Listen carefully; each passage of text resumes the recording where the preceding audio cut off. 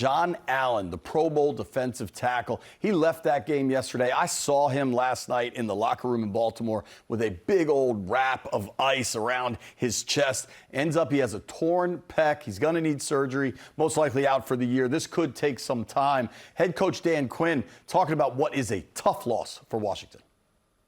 Jon Allen's obviously been the staple player here in this play style and the attitude. So we're really bummed for him, as the man and the ball player, and we'll certainly miss him this season. Jon's rare and he's got unique skills and talent. So it's not just plug and play. The good news, we got big, deep crew, and we'll feature all of them a little bit differently in finding the ways that we can do that. But we'll certainly miss Jon and the strength and the attitude that he brings inside.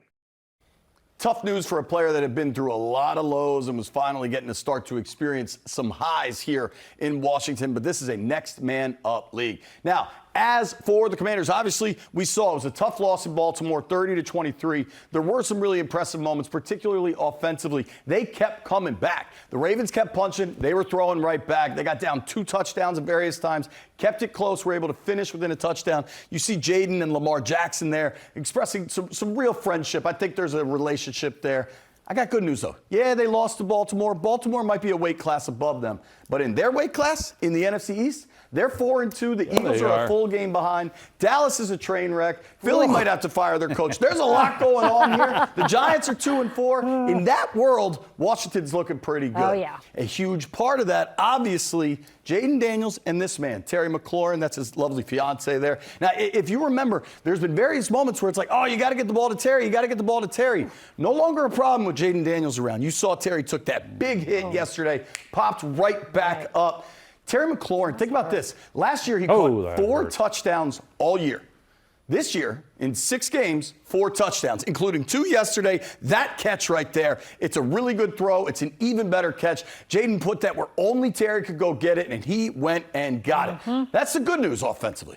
The bad news offensively, Brian Robinson didn't play yesterday. B-Rob dealing with that knee injury. They really want to get him back for Carolina, right?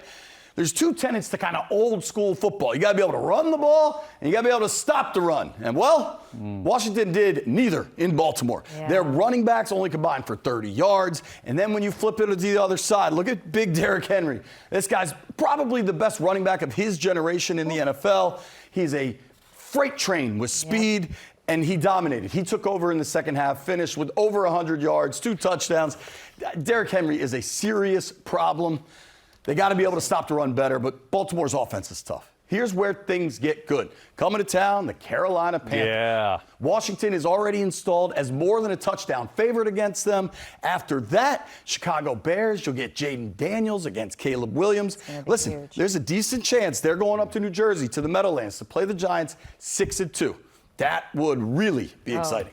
Yes, it would. Yeah, we need the Panthers. This is good. That should be a must-win, right? I think I said this last night, and I firmly believe that this organization has evolved. This is no longer the team that messes up when they shouldn't, that drops a very winnable game. Right. And this is a prove-it game. I don't even want to apply must-win, any of that. They're better. Go be better, and it'll take care of everything itself. And they'll start doing it consistently. Who steps up for Jon Allen? The second-round rookie, Johnny Newton, is a guy they drafted that missed a bunch of time. If you remember, he was dealing with some foot injuries.